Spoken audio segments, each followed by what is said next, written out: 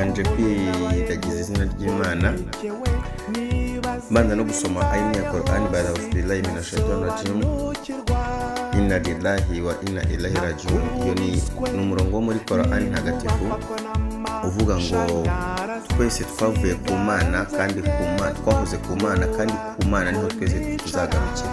Rero ari ikintu umuntu abuze mu buzima bwe, hari n'ikintu atakaje mu buzima bwe cyangwa ari ubuze ubuzima mu bavandimwe cyangwa mu nshuti ze, agomba guheranwa n'agahinda, ahubwo agomba kwibuka ko ku Mana ariho garukiro rya twese.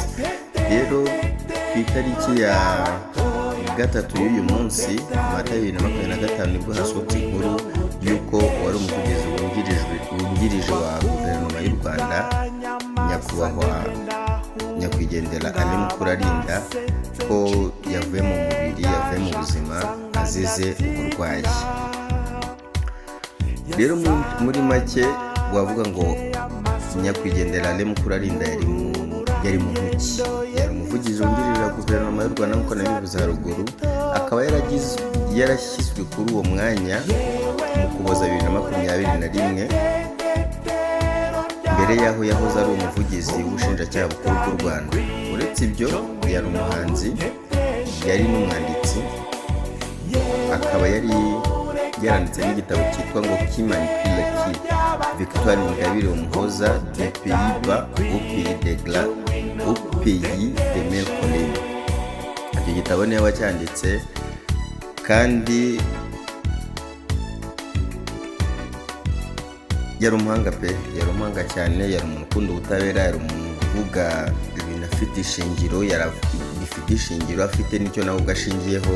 Usibye kuba yari umuvugizi wa guverinoma, yari inshuti n'abantu, yari inshuti n'abahanzi, yakundaga ubuhanzi cyane, yarazwiho kugira uruhare mu itangazamakuru no mu buhanzi uko nabivuze, ndetse no mu mirimo ya leta, aho yagize uruhare mu gukemura ibibazo byinshi bitandukanye. Uzi u Rwanda Erazi na Mukurarinda bari n'akazina bari barigeze kumuhimba yitwa ngo ni Boss Papa, ariko n'ukuri yari papa wa benshi, yari umubosi wa benshi, yari Boss Papa pe.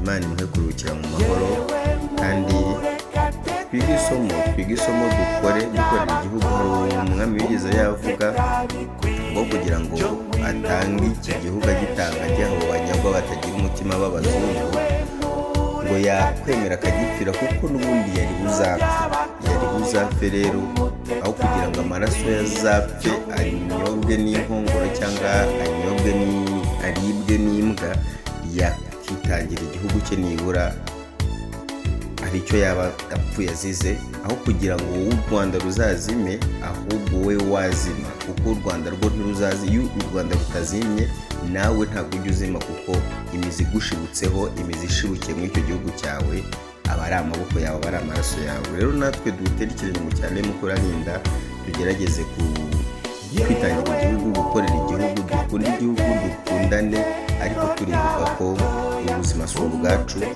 dukora iyo bwabaga tugakora ibikwiye, ariko Imana itugenera ibikwiye mu gihe gikwiye. Rero ntihanganishije Abanyarwanda n'Abanyarwandakazi muri rusange, inshuti z'u Rwanda ndetse n'umuryango wa Ali Mukurarinda, twifatanya nabo kandi Imana imuhe kuruhukira mu mahoro, iruhuko ridashira, kandi tuzahore nawe mu bundi buzima inshallah. Ndabashuje rero kandi ndabakunda cyane, mugire ibihe byiza. Iyi ni indirimbo ya Ali Mukurarinda nyakwigendera yitwaga ngo ni Murekatete. Ni indirimbo yakunzwe na benshi kandi batari bake cyane pe, yakunzwe cyane.